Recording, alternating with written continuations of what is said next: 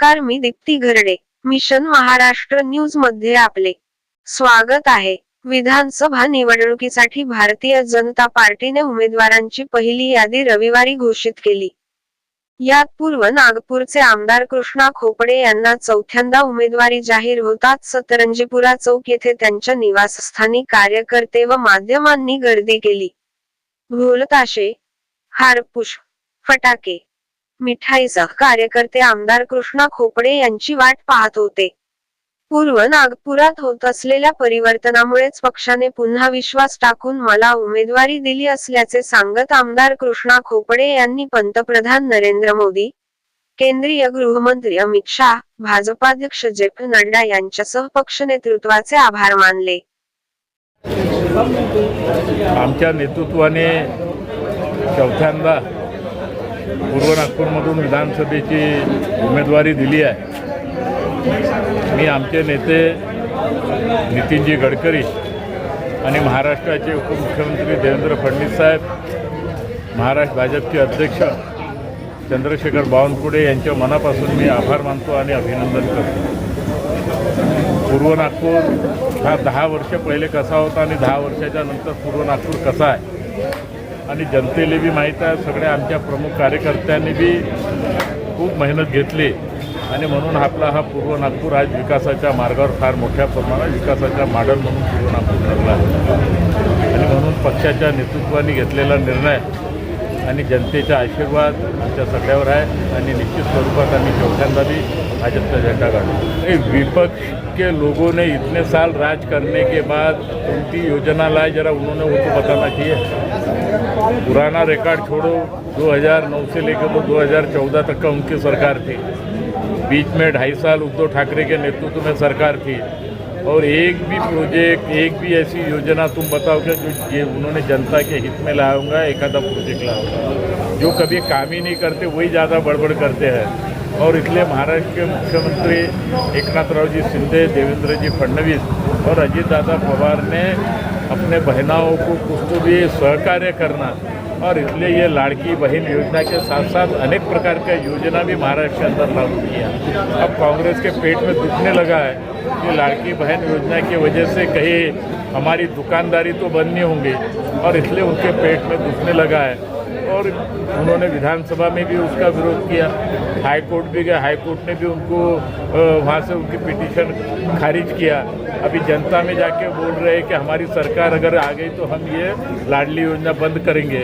और महाराष्ट्र के अंदर नागपुर शहर में इतना उत्साह बहनों के अंदर है और गरीब बहनों को 1500 रुपये महीना जो बोला था सरकार ने, राखी के पहले किस्त आएंगे, राखी के पहले आई, सेकंड टप्पा आया, थर्ड टप्पा आया, फोर्थ टप्पा भी आया.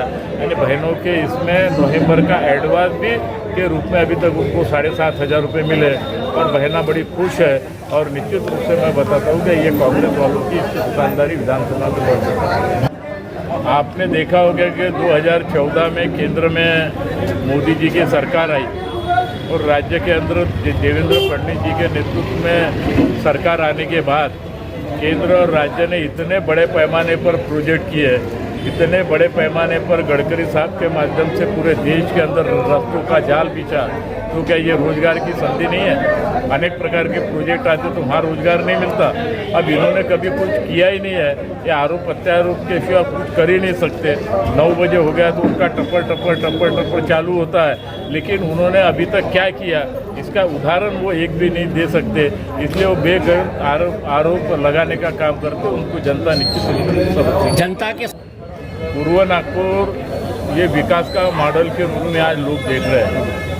मैं बार बार यही कहता हूँ कि 10 साल पहले पूर्व नागपुर कैसा था और 10 साल के बाद का पूर्व नागपुर कैसा है. क्योंकि कांग्रेस का 45-50 साल से कांग्रेस का ही पूर्व नागपुर में राज था और कांग्रेस के अनेक नेता इस नागपुर शहर में जो पूर्व नागपुर में भी दिया.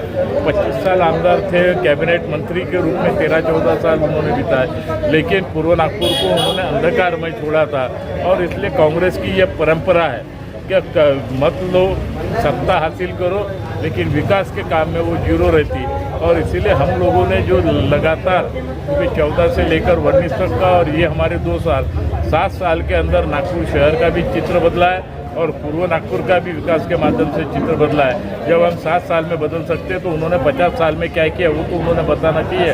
पुराना छोड़ो, लेकिन इन 2.5 सालों के अंदर उद्धव ठाकरे की सरकार रहते हुए नागपुर में और भी मंत्री थे, उन्होंने एखादा प्रोजेक्ट एखादा काम तो उन्होंने बताना चाहिए। और इसलिए हम विकास के मुद्दे पर ही हम चुनाव लड़ेंगे। वो कौन से मुद्दे पर लड़ेंगे मुझे मालूम नहीं। उनका काम ही आश्वासन देना, ठोकना मारना, लबाड़गिरी करना, ये उनका धंधा ही है। लेकिन हम विकास के रूप में हम काम करते हैं और पूर्व नागपुर ये विकास का मॉडल ठहरा हुआ है। ये परिवर्तन यात्रा निकालना, परिवर्तन यात्रा निकालते समय वो क्या करने वाले हैं, उस तो उनके पास विजन होना, उस तो डेवलपमेंट का विजन होना। बड़े बड़े कटआउट लगाना, बड़े बड़े पोस्टर लगाना, पूर्व नागपुर बदल रहा है तो क्या हमने जो ब्रिज बना उसके ऊपर क्या वो मार्बल लगाने वाले, हमने जो सीमेंट का रोड बना उसके क्या वो कोटा लगाने वाले।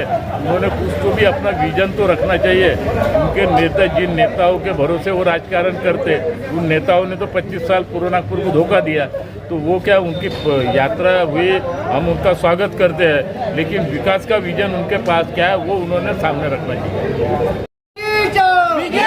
भारतीय जनता पार्टीचा कृष्णा भाऊ तुम आगे